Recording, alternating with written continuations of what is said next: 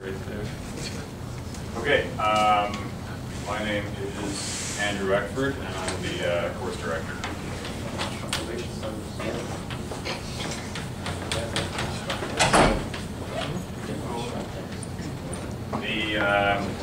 My office is in the CSE building, CSE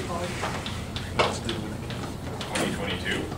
Generally, I have an open door policy, so I think they make everybody declare their office hours. My office hours officially are the hour before this class, but I have an open door policy and it's a fairly small class, so feel free to drop by whenever I'm in. Best way to contact me is email, and it's a.eckford@yorku.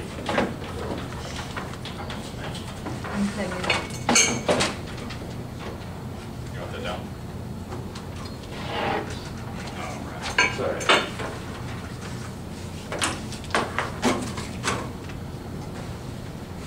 Okay, what is this course about? This course is the mathematical foundation of digital communications. So it will, in this course, you will basically learn the math that goes behind modems. Any kind of digital communication system will use the principles that we're talking about. It builds on two courses that you've taken before. One is probability, and the other one is signals and systems. So basically, digital communications is really where those two concepts intersect. So we use probability because we need to talk about unreliable communication. So there's some probability that when you send a bit, let's say a 0, that at the other end, distortion will occur and that bit will be received as a 1. So we need to talk about probability. All of the signal processing to optimally recover what you're sending and to design signals so that what you're sending is received efficiently. All of that is signals and systems. I'm going to try, this course has changed actually. So it used to be a 3-credit course last year. And every year up to last year, it was 3 credits. Now it's 4 credits because they've added 11. So because the course has changed in that way, I'm actually going to change the way I'm teaching it as well. And what I'm going to do is I'm going to focus almost exclusively on discrete time. So it used to be, last year and the year before when I taught this course, I taught it, a lot of the mathematical concepts are based on continuous time signals. And I found that was, for one thing, it's a little hard to understand. I mean, we're computer people here, we like to think about vectors and arrays and things like that. And we don't like to think about continuous time functions. So I thought that would be easier. So it's easier for the students to understand, for one thing. For another thing, it's easier to design labs if everything is in discrete time, because the lab software we're going to use is MATLAB, and that's basically a discrete time simulation environment. Okay, so let's talk a little bit about the structure of the course. I have posted up here the course website. So I'm posting this off of the CSE wiki system, which I've used before for course websites, and I like it. The address for the course is this, or the address for the course website is this.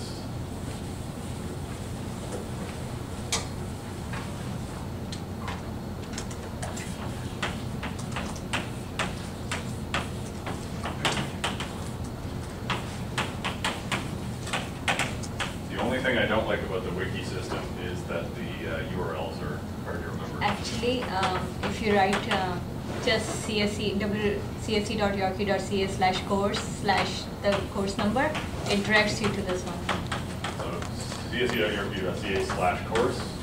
No, you don't have to write wiki. Oh, okay. So it just directs you to that. Just this? No. Okay, I didn't try that. They must have set that up automatically. csc.yorku.ca/course.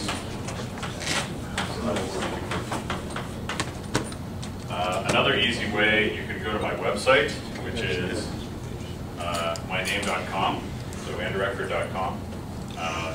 Once you go to my website, I have a link straight here website. AndroidFood.com? AndroidFood.com, yeah. Which it's hosted on, it's just a redirect. It redirects you to my website, which is on the CSE system. Okay, this will be the primary information vehicle in this course. From here, you will see some other websites that I use.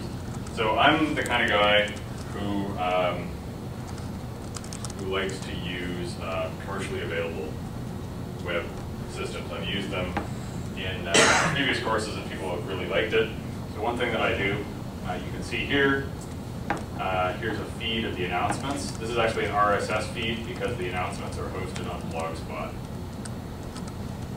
And the reason why I do that is because you can comment. I have comments open to, you don't even need an account, I have comments open for anonymous. So you can feel free to leave your comments and questions and whatnot. I do that so that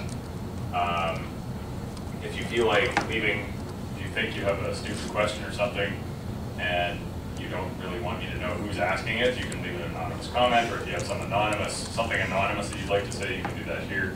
I also like everyone to see the questions that are being asked, just in case everyone sort of has the same question, that you can type in with me too, or I know the answer, or something like that. Experimental for this year. So I've used this before and it's really successful and I like it. One thing I'm doing experimentally this year for the first time ever, Twitter. So we are at CSE 4214 F0910.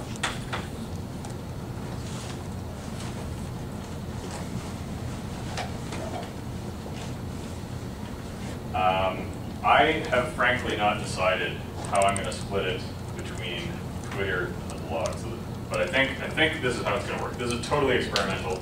So if you guys have any suggestions, who here uses Twitter? What is the Twitter account? So yeah, I was going to say that nobody here. Nobody? Wow. Okay, that's kind of interesting. So maybe Facebook. Facebook would be a better idea. Yeah, everyone maybe has yeah. Okay, Facebook. we can have a Facebook group too.